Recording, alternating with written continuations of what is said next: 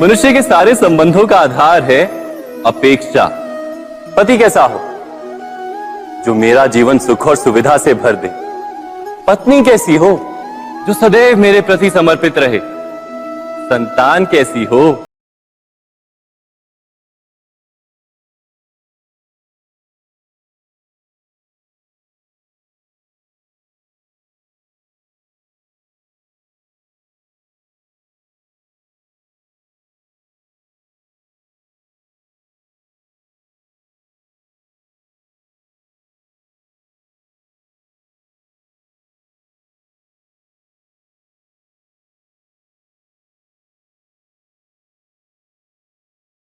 प्रामाणिक इच्छा हो तब भी कोई मनुष्य किसी की अपेक्षाओं को पूर्ण नहीं कर पाता और वहां से जन्म लेता है संघर्ष। सारे संबंध संघर्ष में परिवर्तित हो जाते।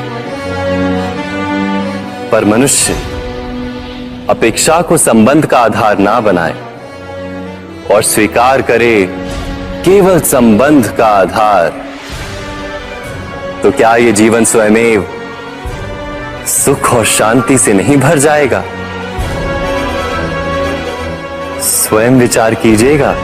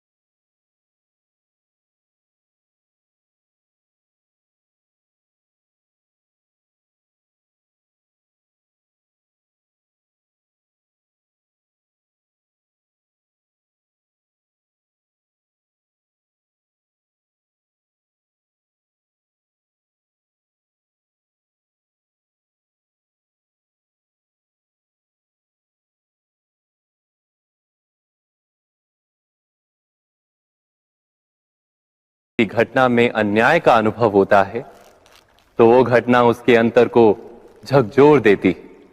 समस्त जगत उसे अपना शत्रु प्रतीत।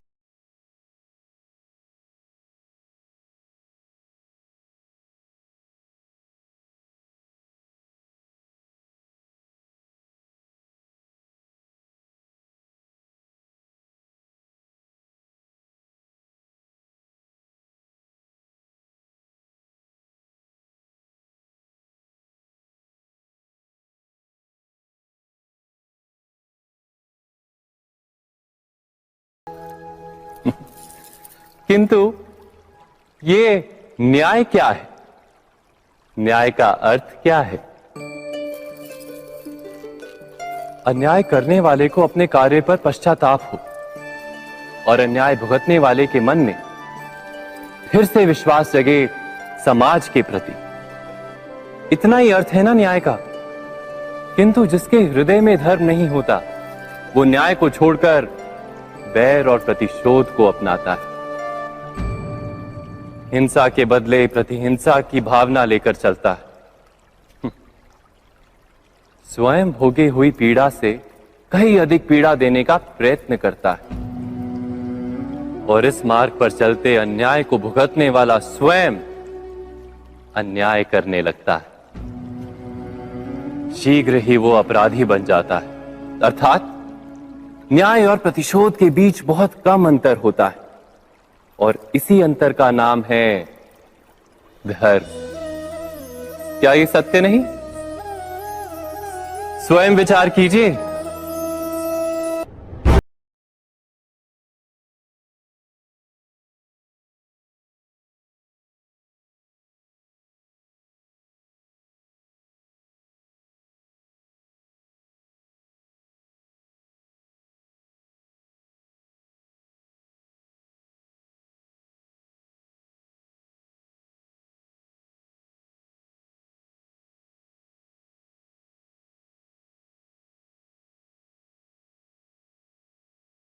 जाता है।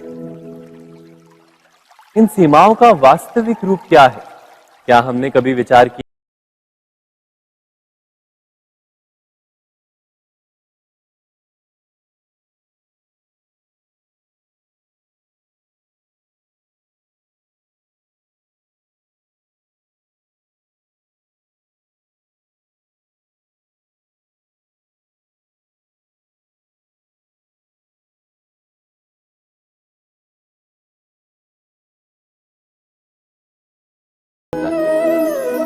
क्या ऐसा नहीं होता?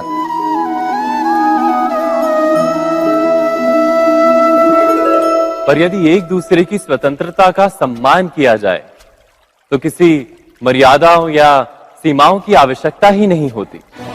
अर्थात जिस प्रकार स्वीकार किसी संबंध का देह है, क्या वैसे ही स्वतंत्रता किसी संबंध की आत्मा नहीं? स्वयं विचार कीजिए।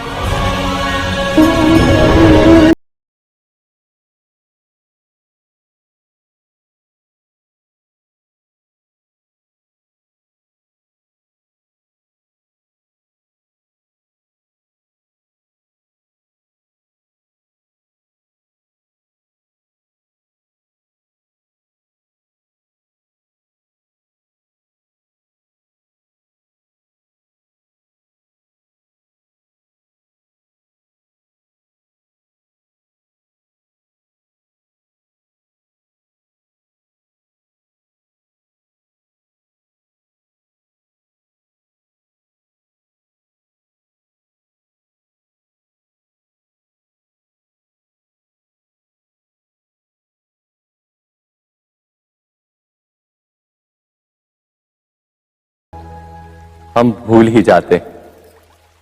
कौन से प्रश्न? प्रथम प्रश्न, क्या समय के साथ प्रत्येक मार्ग बदल नहीं जाते? क्या समय सदा ही नई चुनौतियों को लेकर नहीं आता? तो फिर बीते हुए समय के अनुभव नई पीढ़ी को किस प्रकार लाभ दे सकते हैं? दूसरा प्रश्न, क्या प्रत्येक संतान अपने माता पिता की छवि होता है? हाँ, संतानों को संस्कार तो अवश्य माता पिता देते हैं, किंतु भीतर की क्षमता तो ईश्वर देते हैं। तो जिस मार्ग पर पिता को सफलता मिली है, विश्वास है कि उसी मार्ग पर उसकी संतानों को भी सफलता और सुख प्राप्त होगा। तीसरा प्रश्न, क्या जीवन के संघर्ष और चुनौतियां लाभकारी नहीं होती? क्या प्रत्येक नया प्रश्न एक नए उत्तर का द्वार नहीं खोलता? तो फिर संतानों को नए नए प्रश्नों, संघर्षों और चुनौतियों से दूर रखना, ये उनके लिए लाभ करना कहलाएगा या हानि पहुंचाना? अर्थात जिस प्रकार संतान के भविष्य का निर्माण करने के बदले उसके चरित्र का निर्माण करना श्रेष्ठ है, वैसे संतानों के जीवन का मार्ग निश्चित करने के बदले उन्हें नए संघर्षों के साथ जूझने के लिए मनोबल व ज्ञान देना अधिक लाभदायक नहीं होगा? स्वयं विचार कीजिए। सबके जीवन में ऐसा प्रसंग अवश्य आता है कि सत्य कहने का निश्चय होता है हृदय में, किंतु मुख से सत्य निकल नहीं पाता। कोई भय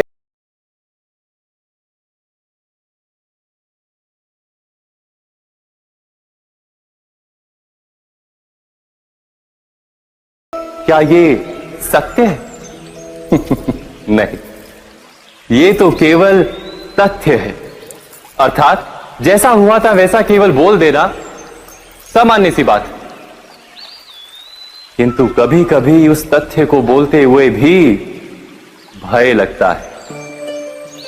कदाचित किसी दूसरे की भावनाओं का विचार आता है मन, दूसरे को दुख होगा ये भय भी शब्दों को रोकता है।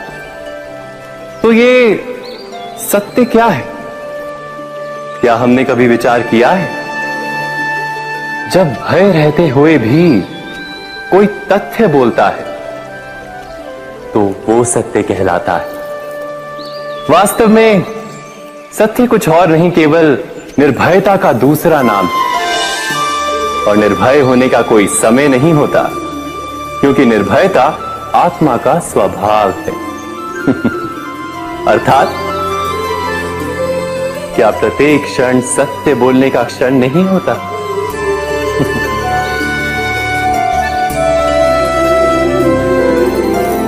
स्वयं विचार कीजिए। जब भी किसी की आशा और इच्छा भंग होती है तो उसका हृदय क्रोध से भर जाता है। जिस व्यक्ति को वो अपना अपराधी समझता है उसे दंड देने का प्रयत्न करता है। पर क्या हमारी इच्छा या आशा का भंग होना क्या सदा ही किसी का अपराध होता है? इच्छाओं के अपूर्ण रहने के तो कई कारण हो सकते हैं। कुछ तो संजोग के कारण अधूरी रह जाती हैं और कुछ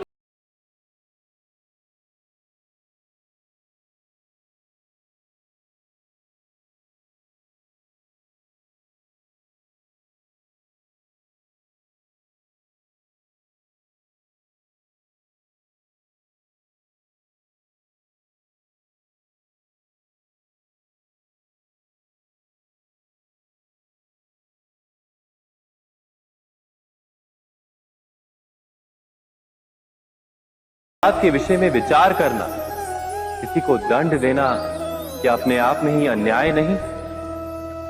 स्वयं विचार।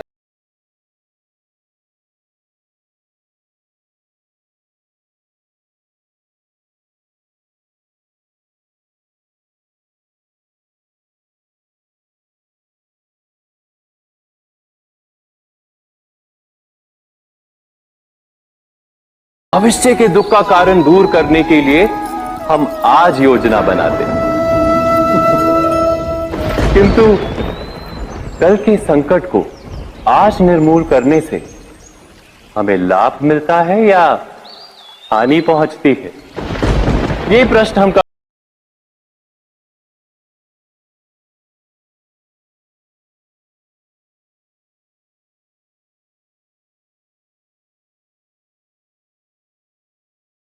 के लिए भी नहीं। आप अपने भूतकाल का स्मरण कीजिए, इतिहास को देखिए। आप तुरंत ही ये जान पाएंगे कि जब जब संकट आता है तब तब उसका निवारण करने वाली शक्ति भी जन्म लेती है। यही तो जगत का चलन है। वस्तुतः संकट ही शक्ति के जन्म का कारण है। प्रत्येक व्यक्ति जब संकट से निकलता है तो एक पद आगे बढ़ा होता है, अधिक चमकता है, आत्मविश्वास से अधिक भरा होता है, न केवल अपने लिए अपितु विश्व के लिए भी। क्या ये सत्य नहीं? वास्तव में संकट का जन्म है एक अवसर का जन्म, अपने आप को बदलने का, अपने विचारों को ऊंचाई पर करने का अवसर, अपनी आत्मा को बलवान और ज्ञान मंडित बनाने का। जो ये कर पाता है उसे कोई संकट नहीं होता, किंतु जो ये नहीं कर पाता वो तो स्वयं एक संकट है विश्व के लिए। विचार कीजिए।